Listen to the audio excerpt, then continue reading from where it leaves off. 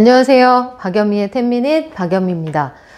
도이체방크 얘기부터 시작해서 최근 들어서 금융권을 불안하게 하고 있는 코코본드 얘기까지 오늘은 좀 해보려고 합니다. 그동안 잘 지내셨나요? 일단 도이체방크 사태를 간략하게 서머리를 하자면 도이체방크 전 세계에서 너무너무 중요한 30대 은행 안에 들어가는 독일 최대 규모의 투자은행입니다. 총자산 규모가 무려 1870조 원.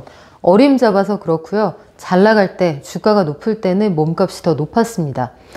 국제결제은행인 BIS가 절대로 무너지면 안 되는 각국의 시스템적으로 아주 중요한 은행으로 꼽을 만큼 도이체방크가 차지하는 비중이 굉장히 높고요. 전 세계 58개국에 수만 명에 이르는 직원을 두고 있는 그런 은행입니다. 실제로 그래서 도이체방크의 부실화 가능성이 처음에 언급이 됐을 때 저도 상당히 놀랐거든요.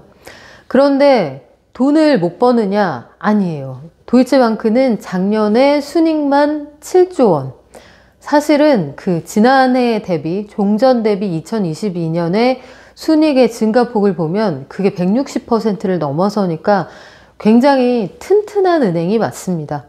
숫자를 놓고 보면 일단 그런 상황인데, 아니 그런 은행이 왜 불안하다는 이야기를 들었고 왜 사람들이 도이체방크에서 돈을 빼려고 했느냐. 근본적인 문제는 이 거슬러 올라가서 크레딧 스위스 그리고 그 앞에 있었던 실리콘밸리 뱅크까지 가야 하는 그런 상황이에요. 다시 복습을 하면 미국에서 문 닫은 실리콘밸리 뱅크 왜 파산하게 됐다고 했죠?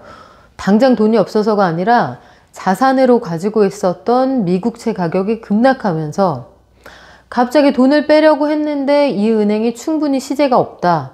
갖고 있는 채권 내다 팔았는데 이거 할인 많이 해서 팔더라. 돈이 없는데 가지고 있는 자산도 가격이 굉장히 폭락했다.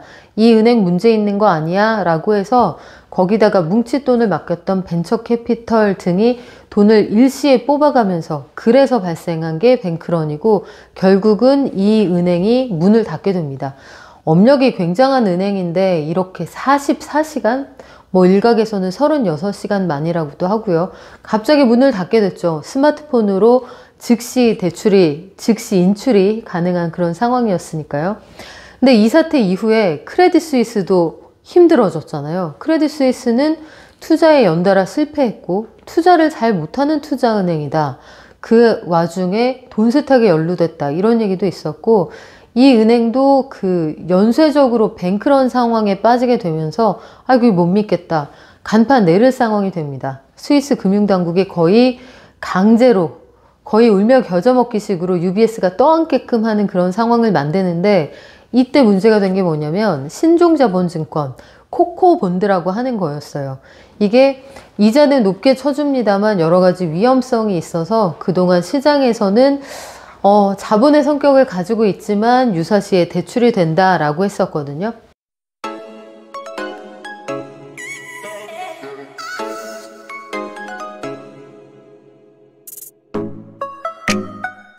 이어갈게요. 방송국에서 촬영하다가 이제 집에 와서 이어가겠습니다. 코코본드에 대해서 잠깐 말씀을 드렸잖아요. 도이체방크라고 하는 세계 30등 안에 들어가는, 그리고 독일에서 제일 큰 투자은행이 왜 어렵다 이런 소식 때문에 한때 주가가 폭락했는가. 지난주 금요일에 장중에 도이체방크가 그동안 발행해 놓은 신종자본증권 코코본드라고 흔히 부르는 그것의 값이 급락했다는 소식이 전해지면서 주가가 장중 한때 15% 넘게 하락을 하기도 합니다.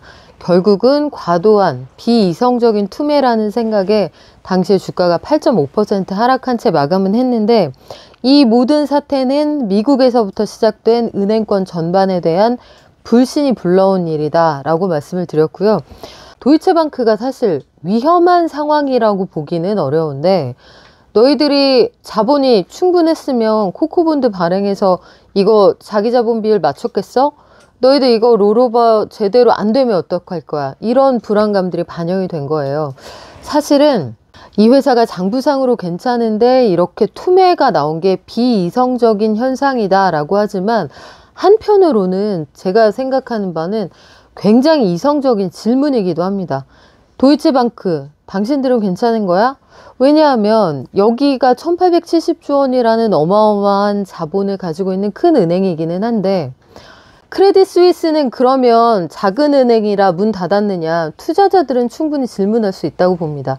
어떤 면에서 보면 그래서 일시적인 투매 현상이 굉장히 비이성적인 그런 집단 행동같이 보이기도 하지만, 시장을 향해서 큰 돈을 굴리고 있는 투자자들이 던질 수 있는 아주 극단적인 이성적인 행동일 수도 있다. 저는 그런 생각이 들더라고요. 여하튼 도이체방크 건은 일단 정리가 되는 것 같습니다. 뱅크데믹으로 이어지는 게 아니냐, 각 대륙별 은행들이 순서대로 무너지는 거 아니냐, 이런 걱정들이 있었기 때문에 여기에 뭐 독일 총리 바로 등판해서 충분히 괜찮다라고 얘기를 했고요. 크리스틴 라가르드 ECB 총재도 유럽의 은행들 괜찮다. 그리고 도이체방크 같은 곳들 문제 생기면 최종 대부자로서의 역할을 충분히 하겠다. 이런 입장을 충분히 밝혔습니다. 그런데 아직까지 이 모든 사태가 정리됐느냐, 그렇게 보기는 어려울 것 같아요. 투자자들이 가지고 있는 불안감에는 그럴 만한 이유가 있고, 이게 결국은 코로나19 당시에 전 세계적으로 너무 많이 풀어놓은 유동성이 은행에다 맡겼다고 하지만 은행들이라고 뭐 뾰족한 수가 있었겠느냐. 이 돈 맡겨봤자 채권 사고 했을 텐데 다들 상황 비슷한 거 아니냐. 이런 질문이고, 또 한 가지는 신종자본증권이라는 게 트랜스포머잖아요. 평소에는 그냥 채권의 형태로 있지만 만약에 은행이 어려워진다. 그러니까 유럽에서 삼각기준을 보자면 여기에서는 유사시에 동원할 수 있는 예비군 같은 역할이기 때문에 군대에 평생 실제로 갈 일이 없을 것 같은 상황으로 징집만 해놓는 거야 라고 했지만, 유사시에는 언제든지 데려다 전쟁에 투입할 수 있는 그런 입장이라는 걸 사람들이 깨닫게 된 거죠. 그리고 전사자가 실제로 발생할 수 있다. 이걸 이번에 UBS 사태에서 본 겁니다. 시장의 룰을 깨뜨렸다는 점이 아마 이번에 크레딧 스위스 이후에 모든 은행들에 대한 불안감을 조성하는 그런 일이 될 텐데, 그래서 한국 은행들은 괜찮으냐, 이것도 궁금하실 거라고 생각을 해요. 우리나라 은행들이 발행한 코코본드의 잔액은 많지는 않습니다. 일단 급전이 필요해서도 아니고, 금융지주 기준으로 보면 BIS가 요구하는 자기자본의 비율이 대략 11.5% 정도. 우리나라 은행들은 이것보다 훨씬 높은 수준의 자기자본 비율을 가지고 있어요. 대표적으로 신한은행의 경우에는 16% 이상, 16.2% 정도의 자기자본 비율을 맞추고 있는데, 이번에 신종자본증권, 이 코코본드를 조기에 상환하겠다 이렇게 얘기를 합니다. 신종자본증권은 그 희한한 형태로 돼 있어서 발행하는, 그러니까 돈 꾸는 쪽에서 콜옵션을 행사해서 내가 미리 갚을게, 그러니까 돈을 빌려주는 쪽 말고요, 발행하는 쪽에서 미리 갚을게, 이 권리를 행사할 수 있게끔 돼 있거든요.